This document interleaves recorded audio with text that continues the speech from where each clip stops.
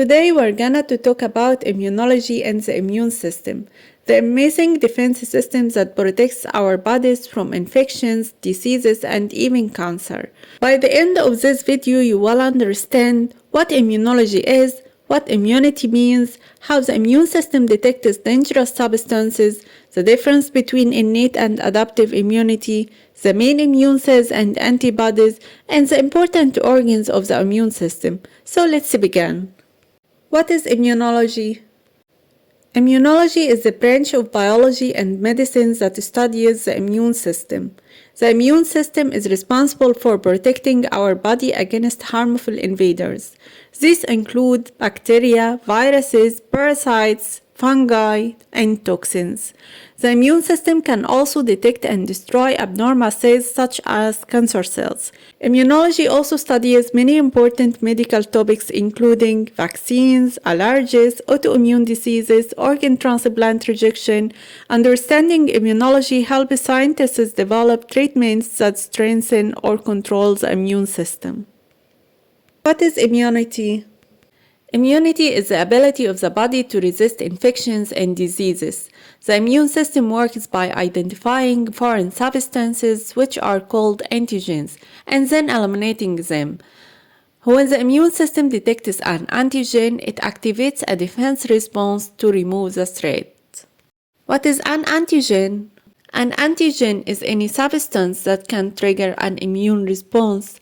Common examples include bacterial proteins, viral particles, toxins, foreign cells. Antigens are usually small peptide fragments that immune cells recognize. In cancer, cells can also produce tumor antigens, which are abnormal proteins found in cancer cells. There are several types of tumor antigens. For example, neoantigens.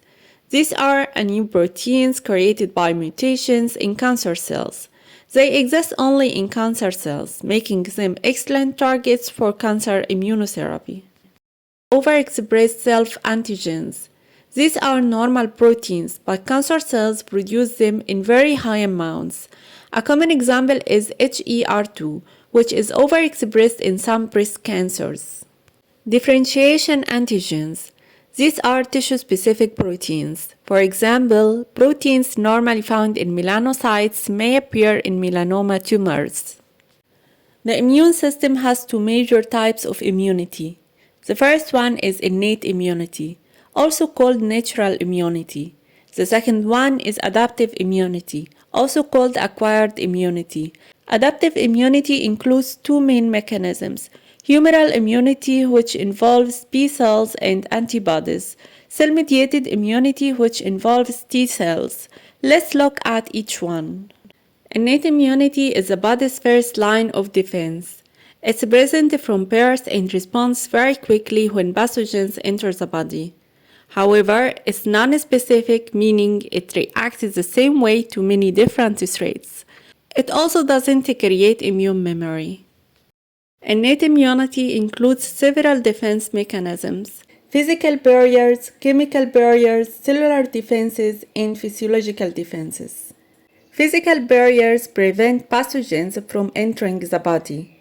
The skin acts as a protective wall against microbes. Mucous membranes trap pathogens in the respiratory and digestive tracts. Tears and saliva help wash away microbes and also contain antimicrobial substances. Together, these barriers form the body's first protection against infection. Chemical barriers destroy pathogens using chemicals and enzymes. For example, stomach acid kills many microorganisms that enter through food. Lysozyme, an enzyme found in tears and saliva, breaks down bacterial cell walls. These chemical defenses help reduce the number of pathogens before they spread. Cellular defenses involve immune cells that attack pathogens directly. Phagocytes such as neutrophils and macrophages engulf and digest microbes. Natural killer or NK cells destroy virus-infected cells and abnormal cells. These cells respond rapidly during infections. Physiological defenses include fever and inflammation. Fever slows the growth of pathogens and boosts immune activity. Inflammation increases blood flow and brings immune cells to the infected area. Common signs of inflammation include redness, swelling, heat, and pain. The main immune cells are macrophages, dendritic cells, neutrophils, and natural killer cells. Macrophages are large phagocytic cells that eat pathogens, dead cells, and debris. Dendritic cells also engulf pathogens, but their special role is presenting antigens to T cells. This helps activate adaptive immunity. Neutrophils are fast responders and are the most abundant white blood cells. They quickly move to infection sites and destroy bacteria. Natural killer cells target abnormal cells, especially virus-infected and cancer cells. In cancer, natural killer cells can destroy cancer cells without prior exposure or training. Macrophages may have two roles. Some macrophages attack tumors, while others may help tumors grow. However, innate immunity alone is usually not strong enough to completely eliminate cancer. The second major defense system is adaptive immunity. Unlike innate immunity, adaptive immunity is highly specific and develops after exposure to pathogens. Adaptive immunity has three important characteristics. It's specific, meaning it targets particular pathogens, it has a slower initial response compared to innate immunity, and most importantly, it creates immune memory, allowing faster response during future infections. This system is carried out mainly by lymphocytes. There are two main types of adaptive immunity. First, humoral immunity, which involves B cells producing antibodies. Second, cell-mediated immunity, which involves T cells destroying infected or abnormal cells. Now let's review the major immune system cells. Neutrophils kill bacteria through phagocytosis. Macrophages engulf pathogens and present antigens. Dendritic cells are key antigen-presenting cells. Natural killer cells destroy virus-infected and tumor cells. B lymphocytes or B cells produce antibodies and develop in the bone marrow. T lymphocytes or T cells have several functions. Helper T cells, also called CD4 cells, activate other immune cells. Cytotoxic T cells or CD8 cells kill infected cells. Regulatory T cells control and balance immune responses.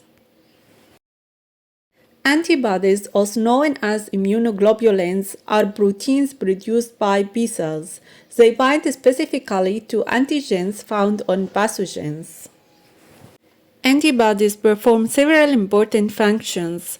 They neutralize pathogens, mark pathogens for destruction, and activate the complement system. Here we can see the five main types of antibodies.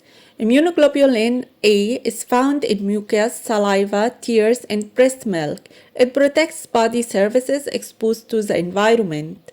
Immunoglobulin D acts mainly as a receptor on B cells and helps activate them. Immunoglobulin E is involved in allergies and defense against parasites. Immunoglobulin G is the most abundant antibody in blood and provides long-term protection. It can also cross the placenta to protect the fetus. Immunoglobulin M is the first antibody produced during infection and is important in primary immune responses. Lymphoid organs are where immune cells develop and function.